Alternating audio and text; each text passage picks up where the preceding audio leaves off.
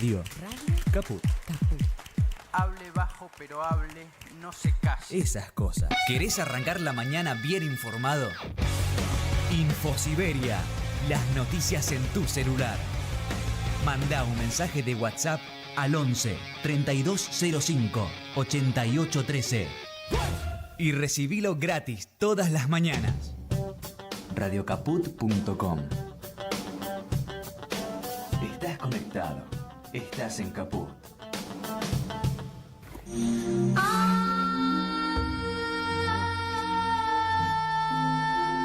Entrañables.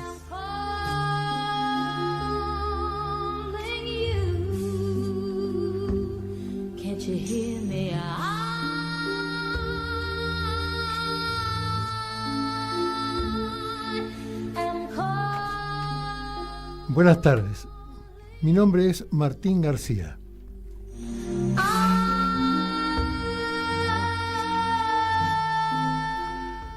Hoy tenemos una cita con una personalidad muy prestigiosa en los lugares que tiene que serlo.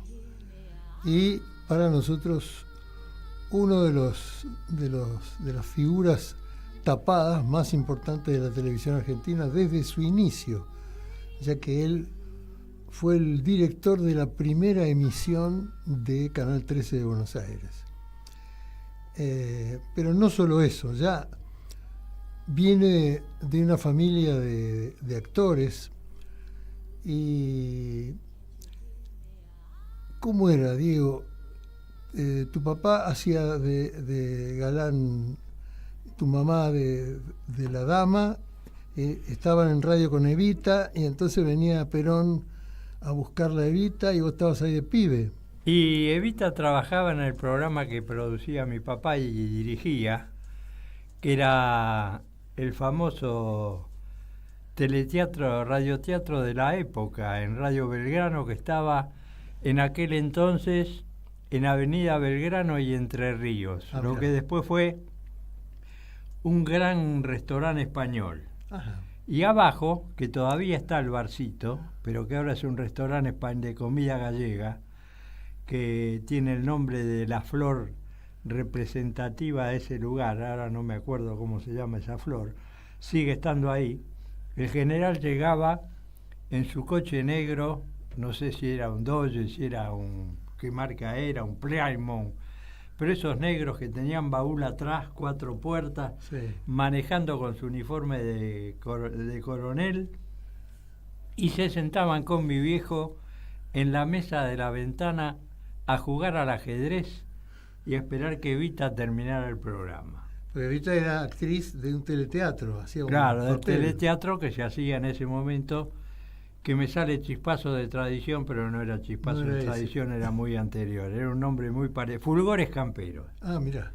Que escribía mi viejo también los libretos. Y mi mamá era la damita joven, Evita era la protagonista, y papá, cuando había un malo, él hacía siempre los traidores, por la voz que tenía tan potente.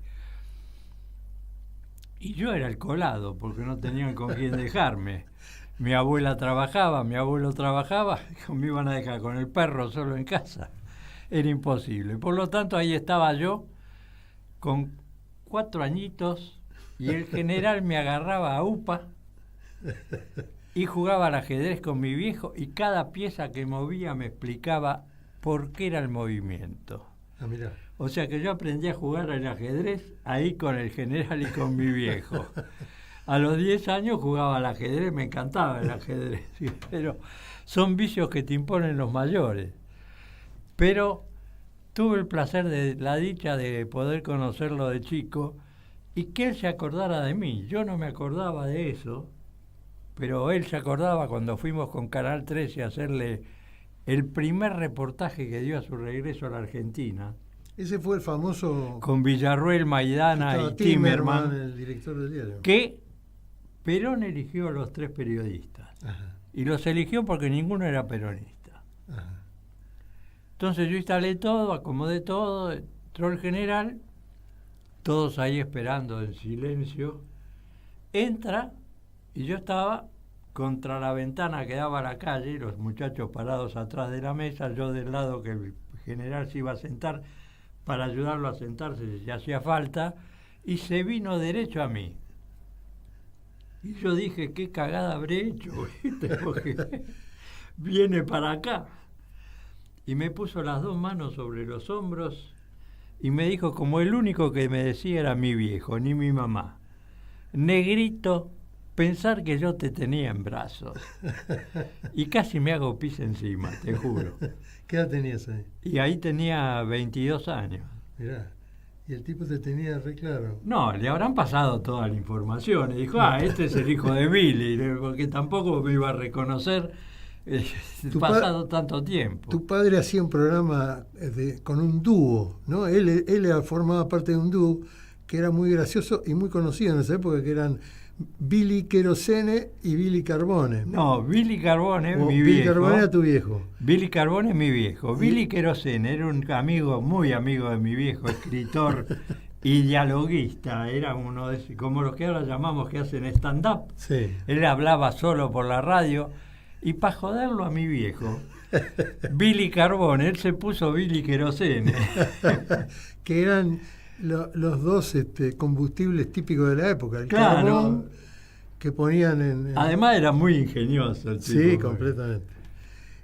Y ahora, vos estuviste con Perón tan cerca, finalmente fuiste el pibe también que logró poner al aire el Canal 13 de Buenos Aires con un viejo enemigo de Perón, que era Guarmestre, el cubano que trajo, digamos, a Proartel a Buenos Aires, Argentina. Sí, en realidad la mujer de Mestre, que era argentina, era socia de los dueños de la señal, que eran el ingeniero Costantini, Sí. un banquero, que un dueño de un banco muy importante, Alfredo Chopitea, Ajá. y el capitán Gallastegui, un marino retirado. Y la mujer de Mestre, eso era el consorcio propietario de la señal. de la Pero señal de de televisión Canal 13. no entendían nada.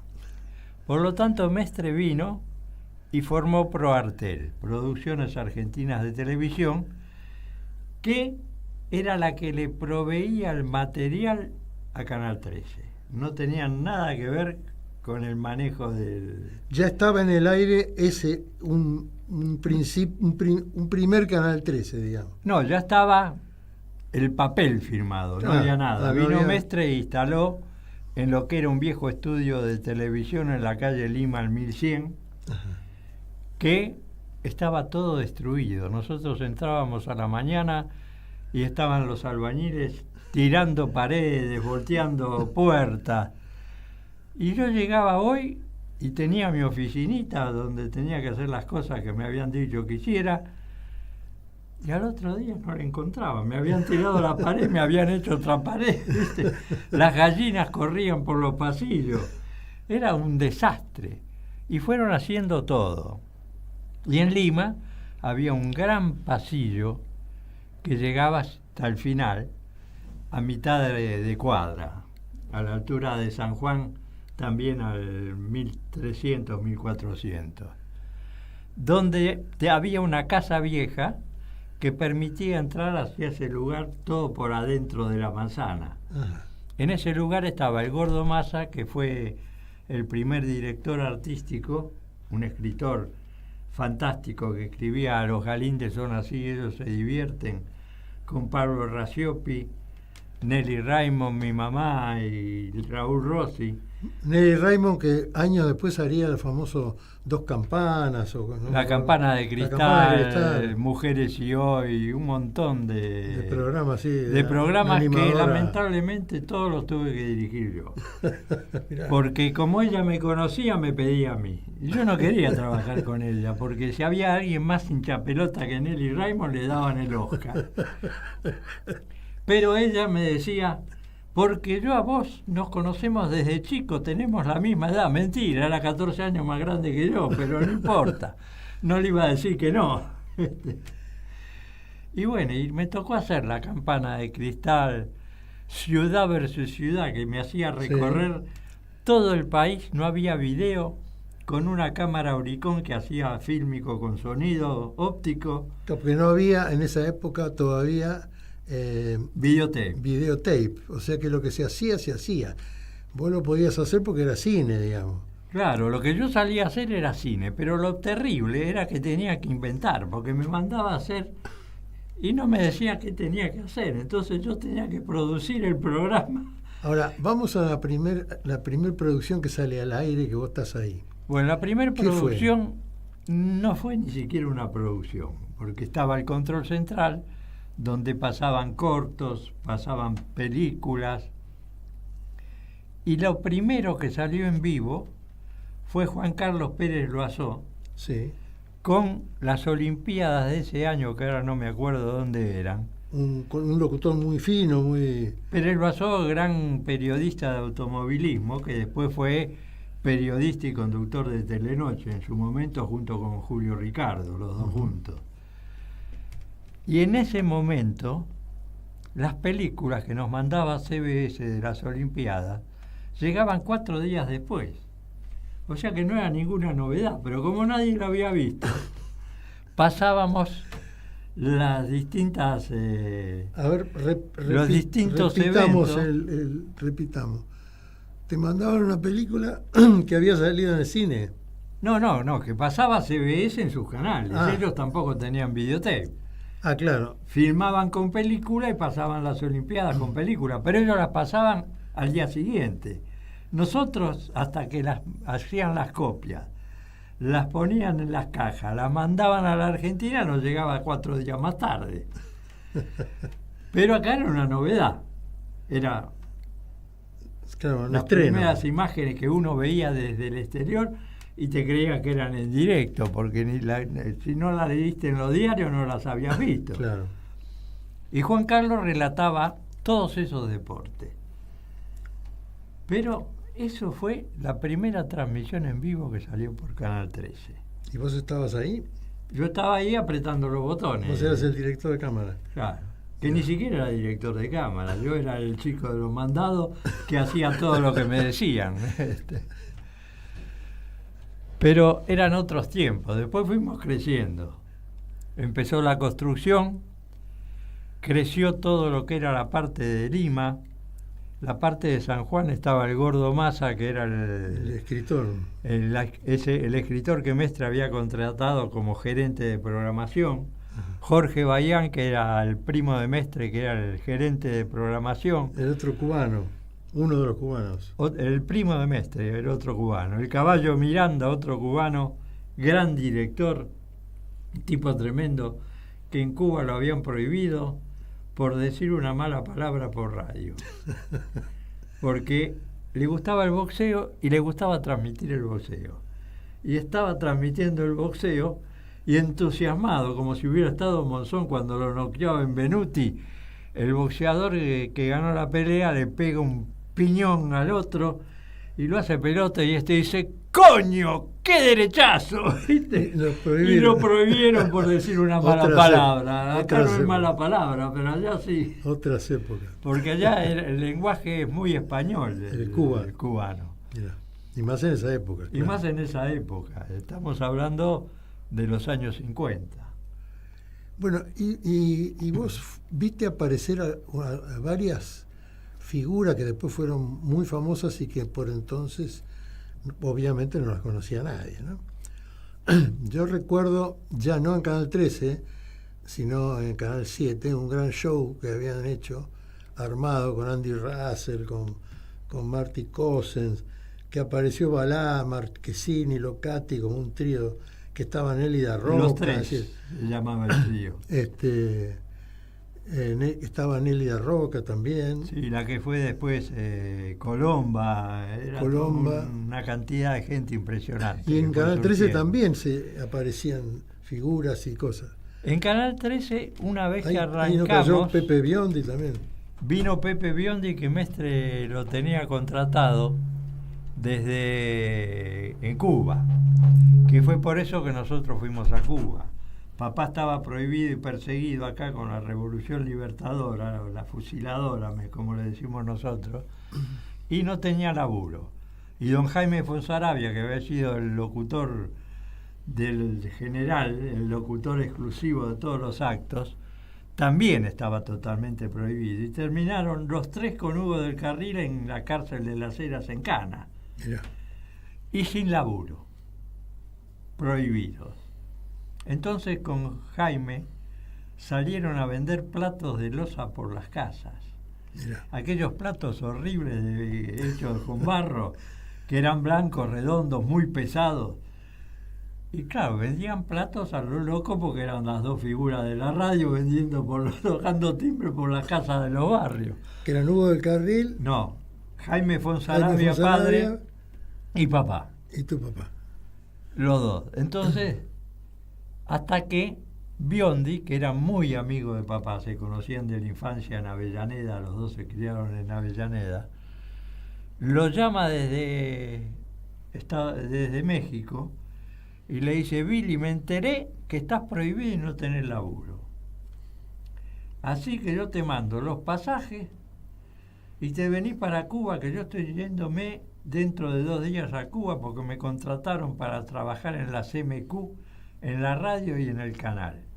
Y vos vas a ser mi productor y por supuesto vas a trabajar en el elenco. Y así nos fuimos para Cuba. ¿Tu papá y vos qué edad tenías? Y yo tenía 14 años. Bien. Que hacíamos maldades con Cacho El Cadri en la calle Florida y con Jorge Rulli, que era más grande que nosotros. Pegábamos la foto de Perón y Evita y cantábamos la marcha peronista. Venía la cana y nos daba unos garrotazos que no quiera saber.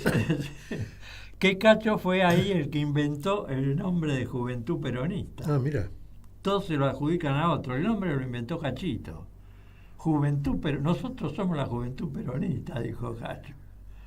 No, Cacho El Cadri, un gran dirigente peronista que... Y gran director de cine. Gran director de cine, productor de cine, intelectual, que brilló en su exilio en Francia, pero además que fundó las Fuerzas Armadas Peronistas, la FAP, que fueron a Tacorralo a iniciar una guerra de guerrilla para que volviera Perón contra el ejército que estaba comandando los Estados Unidos, que tenían uniforme argentino, pero respondían a la conducción de Estados Unidos.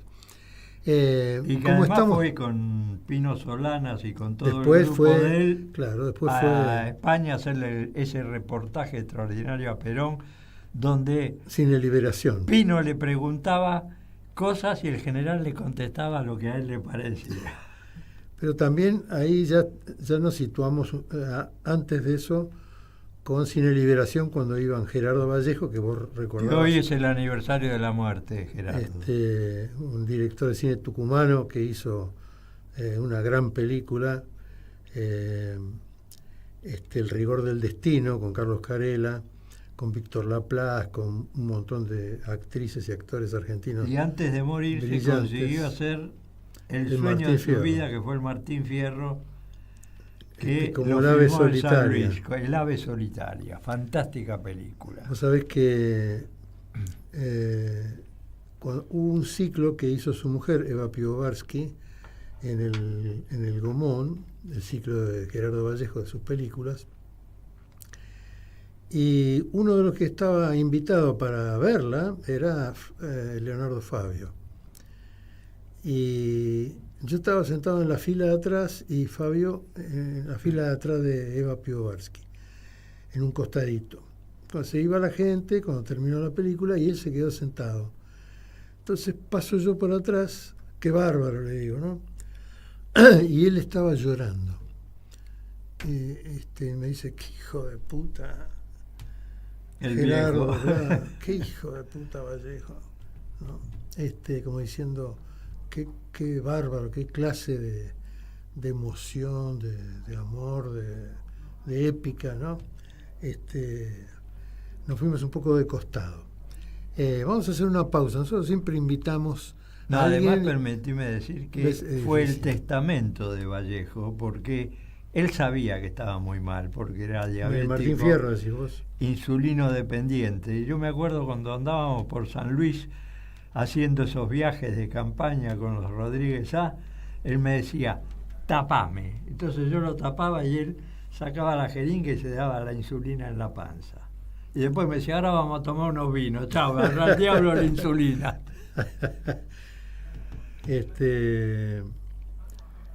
Decía que yo siempre le pido a mis invitados, pero Diego va a ser invitado muchas veces porque este es un cuento que vale la pena. Yo invité a la gente a escuchar el Jurassic Park de la televisión argentina, así que tenemos para revolear. Vamos a escuchar un tema que vos elegiste, que de alguna forma incide en esa época, artísticamente, fuertemente, que es el tema de Casablanca.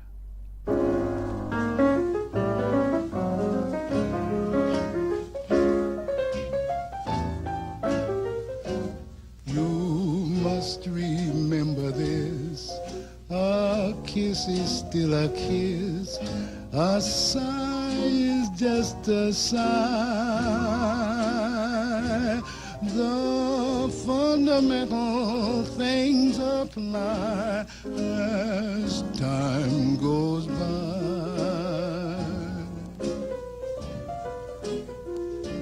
And when two lovers woo, they still say I love you, on that you can rely. No matter what the future brings as time goes by.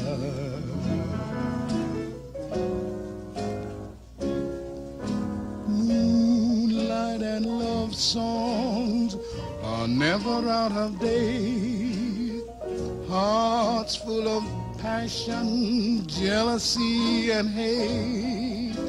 Woman needs man, and man must have his mate that no one can deny. It's still the same old story, a fight for love and glory, a case of do or die. The world will always welcome lovers as time goes by. Moonlight and love songs are never out of date. Hearts full of passion, jealousy, and hate. Woman needs man, and man must have its mate that no one can deny. It's still the same old story, a fight for love and glory, a case of do or die. The world will always welcome lovers as time goes by.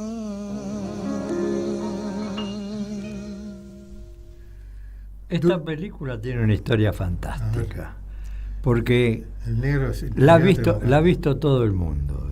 Quien no ha visto Casablanca la tiene que ver aunque sea en video, porque yo la veo cada tanto, porque es fantástica, está tan bien hecha, pero si uno piensa cómo lo hicieron, dice, no puede ser que hayan hecho esta película de esa manera. Porque iban escribiendo el libreto a medida que iban filmando, no tenían libreto.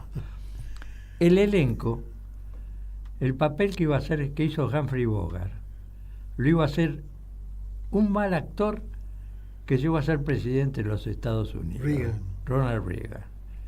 Por suerte no lo hizo, lo hizo Humphrey Bogart.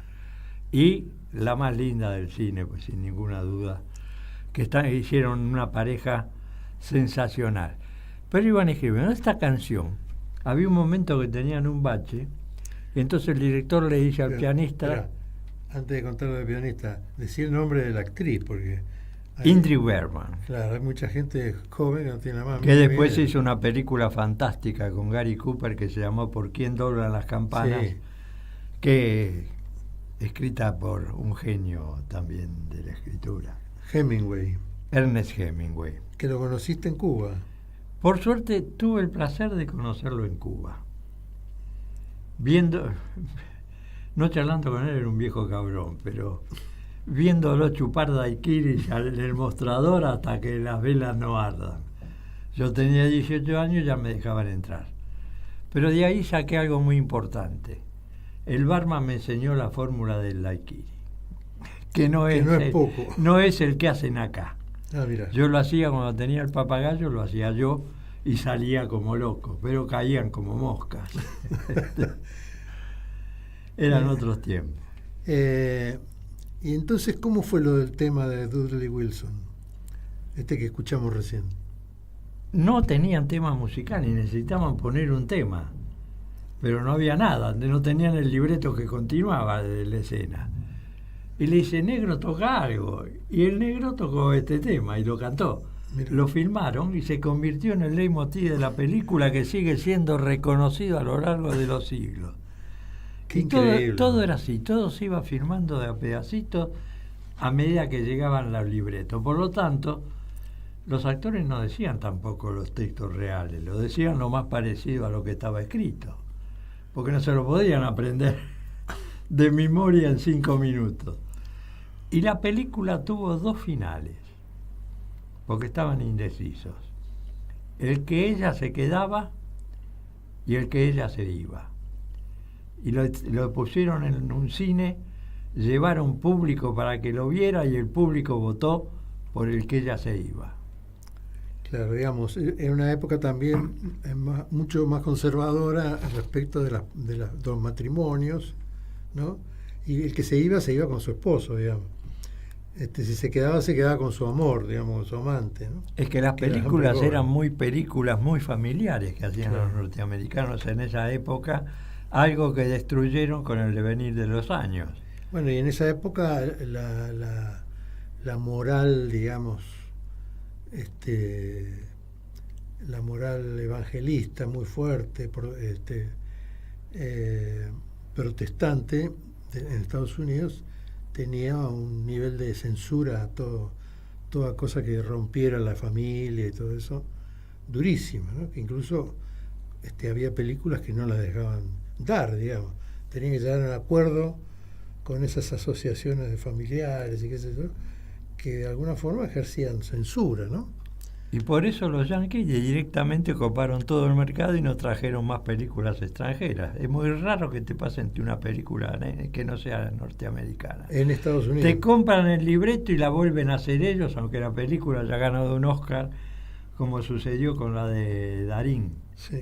la de las estampillas, de esta estafa de las estampillas, que no me acuerdo cómo se llama esa película ganadora del Oscar. Que ellos la volvieron a filmar allá, Sí, con un reparto horrible y la película nada que ver con la de Darín, una porquería, pero no importa. Ellos la filmaron allá. Bueno, y hablábamos de Hemingway, por quien doblan las campanas de Catherine, de Ingrid Bergman. Ingrid Bergman Ingrid Bergman, con la mamá Cary de- Grant. La mamá de Liza Minnelli, ¿no? No, No, perdón. La mamá de, ¿cómo se llama la de hija? la Rossellini. Isabel Rossellini. Claro, porque ella estaba casada con Rossellini, con el director. Claro. Una gran actriz también su hija.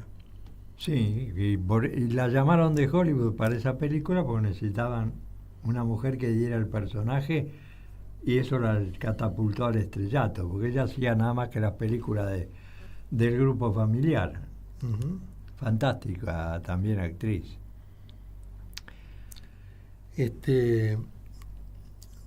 ¿Y cómo se te ocurrió ir a Cuba? No se me Va, ocurrió, tu viejo. fuimos de prepo. Y ahí lo llama Pepe Biondi, un personaje. Lo llama Pepe para que trabaje con él como parte de su equipo. Pepe y era, ahí se era com- compañero, era... Pepe era un gran tipo, no tenía ideología política, no le interesaba la política, pero era un hombre de pueblo. era nacido en los barrios bajos, maltratado de chico por los padres, maltratado por el jefe de él en el circo cuando empezó a trabajar, así que las sufrió todas. Hasta que se juntó con Dick, hicieron el dúo Biondi y Dick, y triunfaron en México, y triunfaron en toda América, en España, y terminaron siendo contratados por Mestre para ir a trabajar a la CMQ. Fue un... Contá qué es La CMQ es la radio y televisora de Cuba, que Más sigue famosa, siendo la única que hay, no hay otra en Cuba, pero ahora es del Estado, Claro. porque se la expropiaron cuando vino el golpe de Fidel. Pero un golpe en el que Fidel puso guita para que lo voltearan a Batista. O sea, no es que él estaba a favor de Batista, él puso plata para... Guarmestre. Guarmestre puso plata para que lo voltearan a Batista. Ah, sí. Pero después se distanció. Y le salió el negocio de acá y dijo, vámonos porque acá ya no están más los yanquis que gastan guita en los casinos, donde yo conocí a un amigo de mi viejo ahí. En Cuba, estamos hablando de Cuba En Cuba. como lugar de esparcimiento de los millonarios de Estados Unidos. Era que el van a jugar a la patio, ruleta. el patio de atrás, el patio de juego de los norteamericanos. Como Las Vegas, era antes de Las Vegas. Manejado por los yanquis. Sí, y ahí- prostitución y juego. Digamos. Y ahí yo conocí que se reencontraron con mi viejo, no se veían desde que eran 16 años, 17 años. Que mi viejo en esa época, en Italia, todavía no era actor, era albañil frentista. Ujú. Y este muchacho era el que alcanzaba los baldes de su mismo pueblo. ¿Qué muchacho? Este que conocí allá en Cuba y que después fue el que manejó todos los casinos de la mafia en Cuba.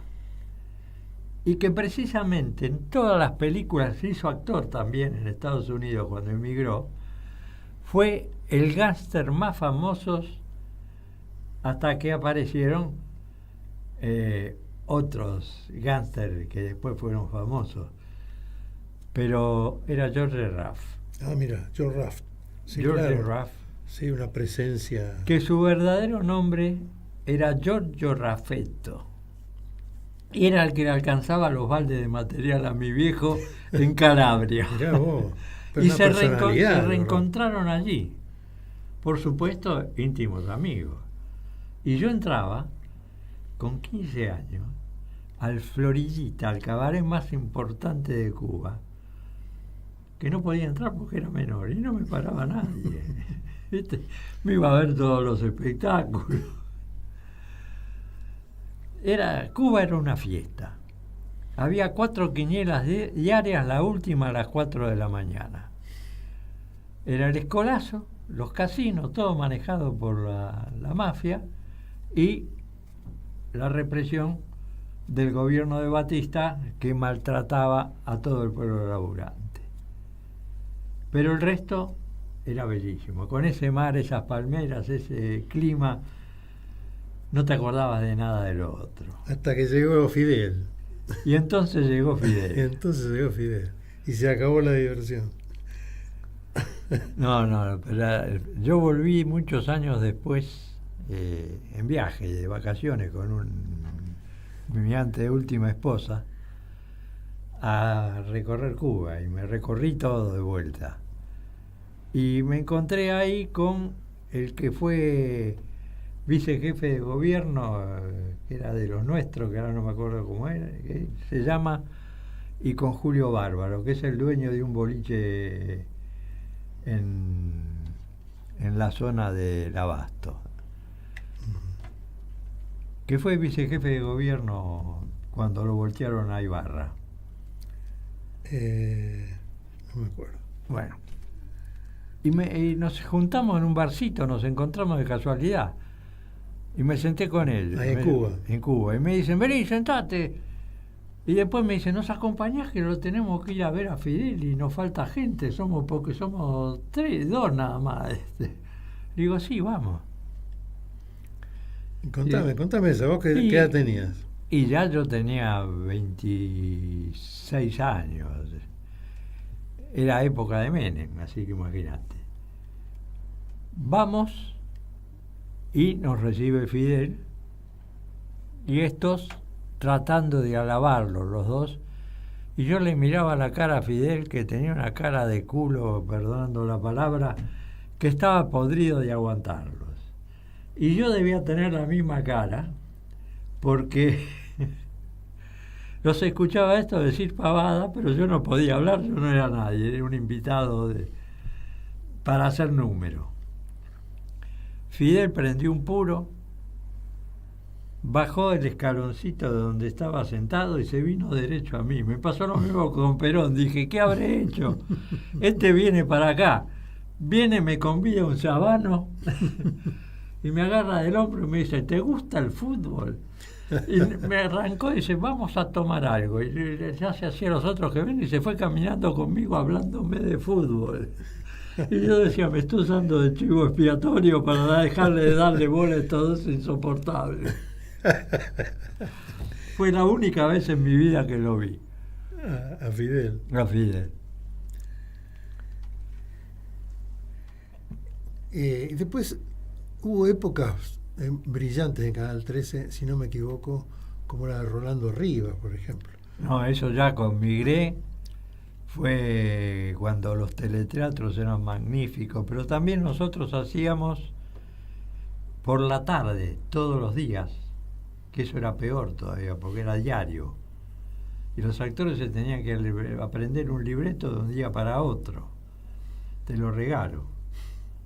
Entonces hicimos Amar al ladrón, con Claudio Lebrino, con una actriz que falleció hace muy poco, era Silvia Montanari, y un elenco precioso.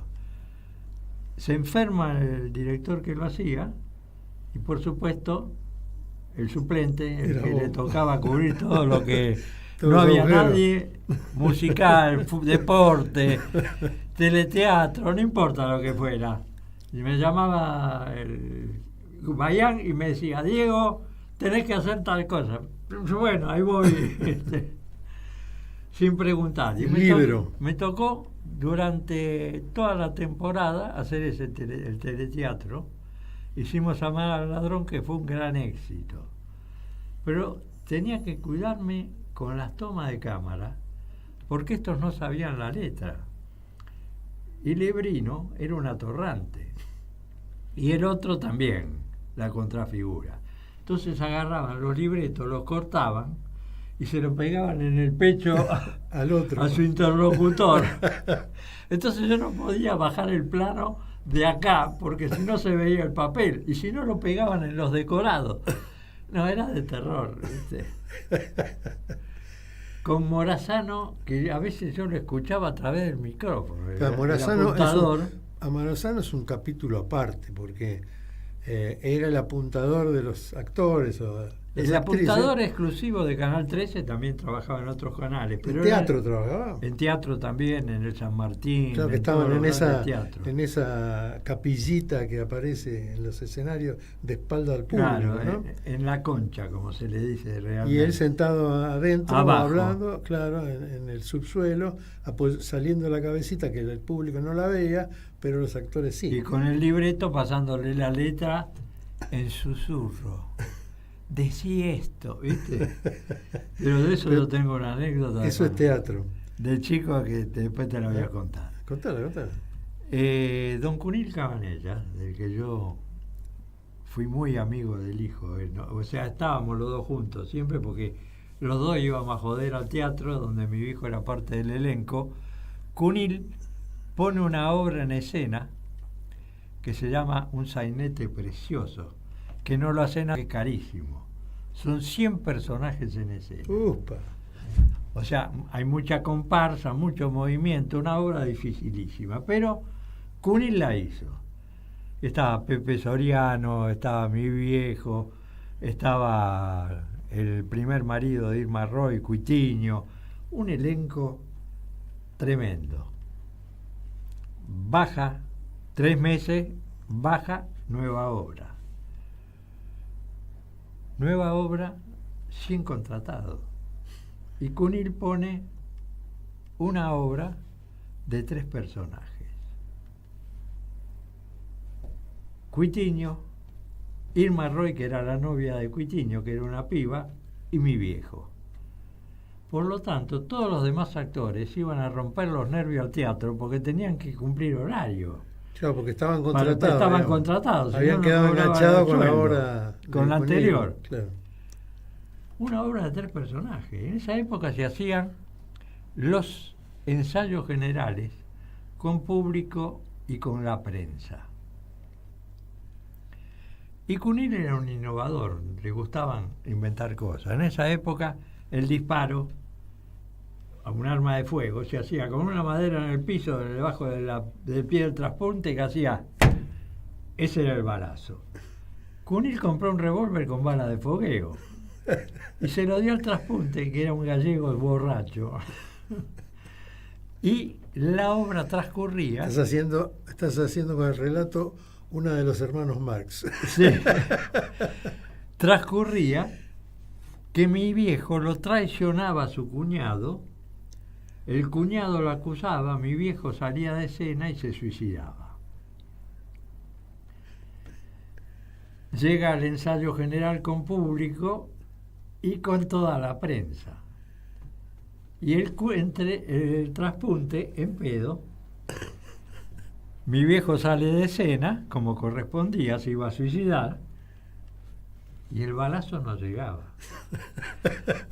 Y Cuitiño acomodaba los cuadros, los floreros, corría los sillones, hasta que no aguantó más y se asomó entre cajas, como mirando al jardín, y dijo: Dios mío, se ha ahorcado. Y en ese momento, 2 tiros, porque se le habían ido todo encima a querer sacarle el revólver, y entonces Cuitiño se volvió a girar al público y dijo: y se ha pegado 2 tiros. ¿Te imaginas la carcajada de todo el teatro? Cunil quería matar a todos.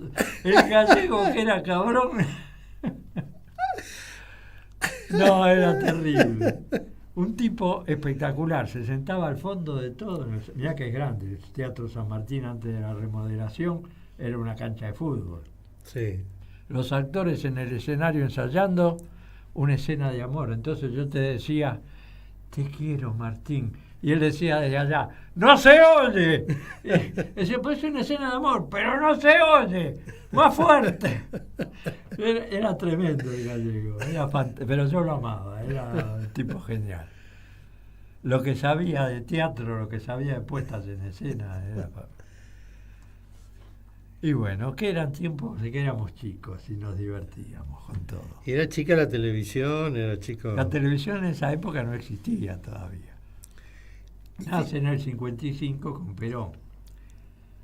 ¿Y te mandaron a entretener a ese campeón de natación, no sé qué corno era, que hacía de... Invicto todavía en varias de las categorías a lo largo de las Olimpiadas. Que era Johnny Weissmuller, claro, el que hizo de Tarzán en la película, que yo me ligaba a todos los que venían de afuera. Los cubanos, como sabían cómo yo laburaba.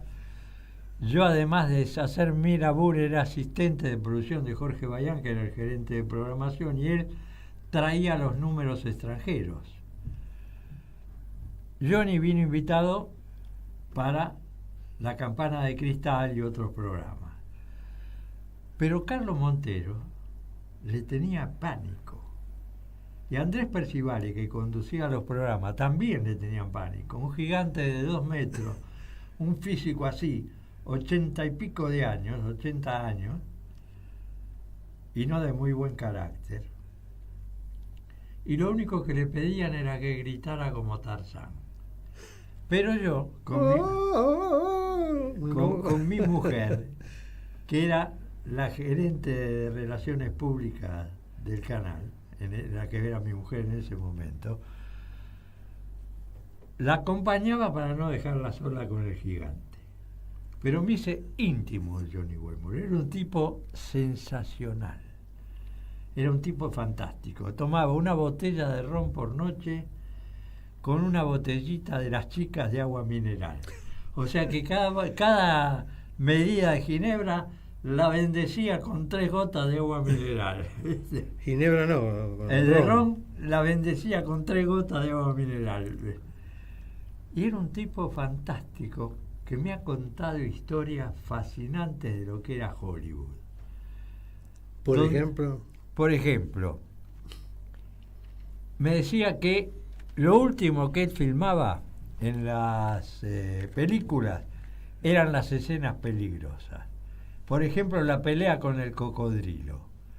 En una pileta, el cocodrilo le ataban la boca, le ataban la cola, lo tenían firme, él se tenía que agarrar al cocodrilo, lo soltaban, y el cocodrilo se revolcaba con él en el agua, lo filmaban, y decía, yo terminaba todo lastimado, pero era la última escena de la película, no había más nada que filmar. Y así todo, dice que la monachita era una monita muy simpática, pero era una malvada. Dice, le mordía las nalgas por abajo del taparraba cuando la llevaba de la mano en las películas. Y que la protagonista, que era muy católica, hicieron un montón de películas de Tarzán. Estaba siempre embarazada, por lo tanto todos los planos eran medio planos. Nunca le podían hacer un plano general, salvo que fuera caminando de espalda, ¿viste? Porque siempre estaba con el bombo. Y cosas como esas, sus aventuras con John Wayne y con Red Skelton. Y yo digo, ¿usted hace algo más? Porque ya teníamos confianza, yo le preguntaba de todo. Sí, tenemos un hotel en Acapulco. Ah, ¿y qué hacen? Red Skelton tenía un chico hemipléjico, estaba en silla de ruedas. Y era un cómico, tenía una tristeza total en la casa, pero era un cómico famoso del cine. Y Johnny Wayne, el cowboy más famoso. Claro. Y le digo, ¿y ustedes qué hacen en el hotel? ¿Lo regentan? No, dice, no, nosotros nos sentamos en la terraza frente al mar, fumamos puros y tomamos whisky todo el día. Era un tipo extraordinario, yo lo amaba. Llamaba a los chicos, le firmaba autógrafos y le regalaba algo. Pero le tenían miedo y lo único que le pedían era que gritara como Tarzán. Yo me lo llevaba a cenar y me divertía yo como loco. ¿Y el tranqui? No, era un tipo muy tranquilo. Yo lo pasaba a buscar a la mañana para llevarlo a los programas y él ya estaba. Después de haberse mamado la noche anterior, que estaba regalado, que los acompañaba hasta la habitación, nadando en la pileta del Sheraton a las 8 de la mañana. Con sus 80 años. Con sus 80 años. Bueno, fue fantástico. Vamos a cortar esta charla porque ya está el final del programa. Por supuesto, hemos abierto una ventana con Diego Carbone para hablar de todo ese mundo y de toda esa época y compartirla con ustedes. Así que te agradecemos por hoy, Diego, pero tenés tanto para contar que no me quiero perder ni una gota. Te agradezco a vos que me hayas invitado y que nos hayamos reído un poco con todas esas cosas, porque hay tantas, porque me han traído cada personaje del exterior que me los encajaban a mí. Guy Williams, Guy Williams, gran amigo, terminamos muy amigos, falleció acá en Buenos Aires, desayunábamos juntos en la biela todos los días hasta su fallecimiento. John Maharis, el de Ruta 66. Bueno, ese era un tipo, además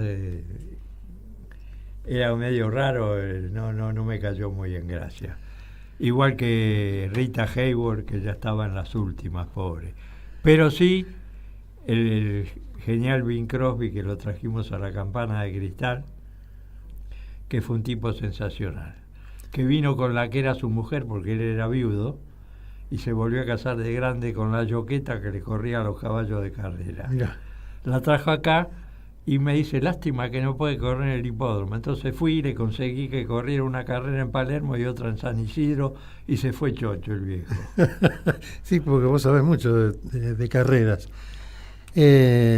¿Nos encontramos el martes que viene? Sí, si Dios quiere.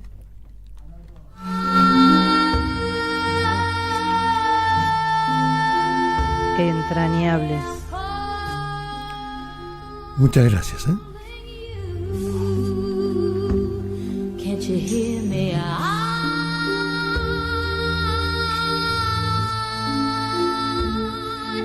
I'm calling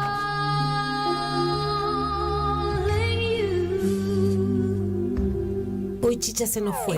En Capú Ana María Cariaga, pero quizás nos sobrevuele con su alma de abuela guerrera. pasan cosas. Para darte a vos, Clara Anaí, esos abrazos tejidos y abrigados. El Zapabón. Decir que es merecido es poquito, no hay palabras para describir a Chicha. María Victoria. Con nosotros los nietos era sumamente cálida. Yo no me puedo olvidar de los regalitos que nos traía también a nosotros. Eve de Bonafini. Para mí fue una hermana, una amiga, una compañera. No sé por qué la vida nos juntó, pero nos pusimos de acuerdo en muchas cosas. Juan Martín Ramos Padilla. Esa placa